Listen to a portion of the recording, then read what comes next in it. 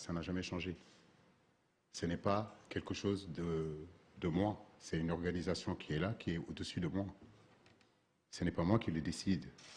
Si c'est que moi, on peut ouvrir les entraînements de l'équipe nationale H24 tous les jours, ça ne me dérange pas parce que l'équipe ne m'appartient pas. Donc les gens arrêtent de penser que d'autres ont fait autre chose. Mais ils ont fait autre chose, c'est eux qui ont fait autre chose. Mais nous, depuis 8 ans que nous sommes ici, vous êtes bien d'accord qu'on a toujours fonctionné comme ça. Je le dis et je le répète, je n'ai aucun problème avec la presse. Ça fait des années que je travaille avec cette presse. Ça ne date pas d'aujourd'hui. J'ai été international ici pendant 5, 6 ans, 7 ans. J'ai toujours fonctionné et très bien avec la presse. La presse, je l'avoue, du respect comme elle me respecte. Mais je n'ai aucun problème avec la presse. Si c'est que moi, je le dis et je le répète encore, on peut ouvrir l'équipe nationale, c'est zéro problème pour moi. Mais par moment,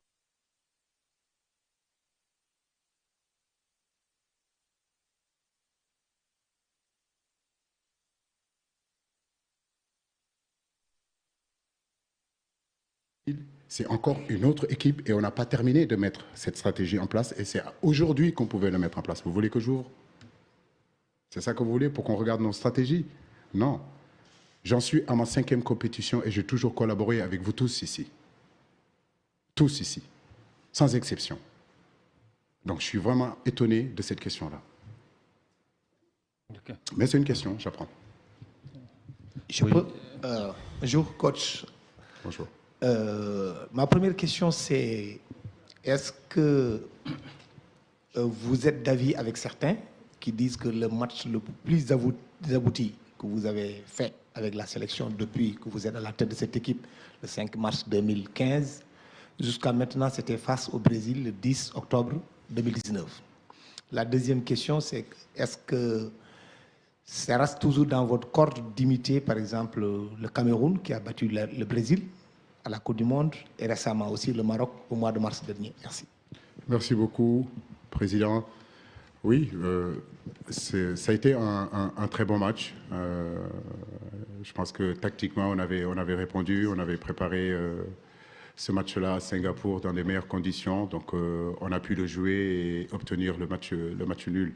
Je le dis et je le répète, c'est à travers ces genres de matchs-là que le Sénégal va progresser. Demain, nous ferons face à une grosse équipe du Brésil avec un énorme potentiel sur le terrain et sur le banc. Aujourd'hui, quand on prend la composition de cette équipe-là, c'est des joueurs qui jouent partout dans les Big Five et ils sont titulaires partout.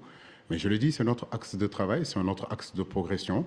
On a eu à jouer contre la Hollande, on a eu à jouer contre l'Équateur, on a joué contre l'Angleterre et je crois qu'aujourd'hui c'est le Brésil. Tant mieux pour nous, tant mieux parce que je pense que c'est comme ça qu'on va progresser, c'est comme ça qu'on va aller de l'avant, c'est comme ça qu'on va apprendre aussi, je pense. Donc sur le continent africain, je crois qu'on a fait nos preuves. Mais maintenant, on a envie de nous jauger et de voir quel niveau nous avons avec ces grosses équipes-là qui ont vraiment un énorme potentiel. Merci. Au suivant. Bonjour. Oui, c'était quoi encore?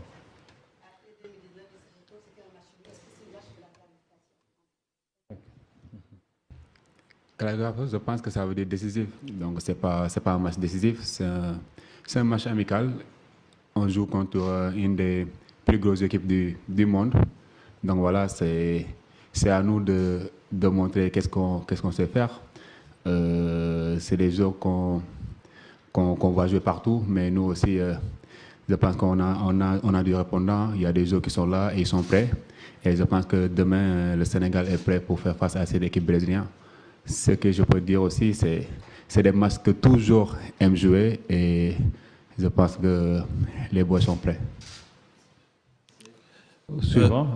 Bonjour coach, vous présentez Papa Ousmane Kassé, Foot Sénégal. Moi j'ai une question un petit peu par rapport à votre effectif. Beaucoup d'entraîneurs puristes n'ont pas l'habitude d'aligner deux défenseurs centraux gauchers. Et là, on a vu quand même deux valeurs sûres dans cette équipe, à savoir Abdou Diallo et Moussa Niakhaté. Est-ce que vous êtes prêts à les aligner ensemble au poste de défenseur central ou bien vous les prenez comme des concurrents au poste de défenseur central gauche? Aujourd'hui, la constitution de cette équipe, vous la voyez. Vous voyez qu'on a pris 4 défenseurs, 2 défenseurs droits, axe, et 2 défenseurs gauche. Donc, et deux arrières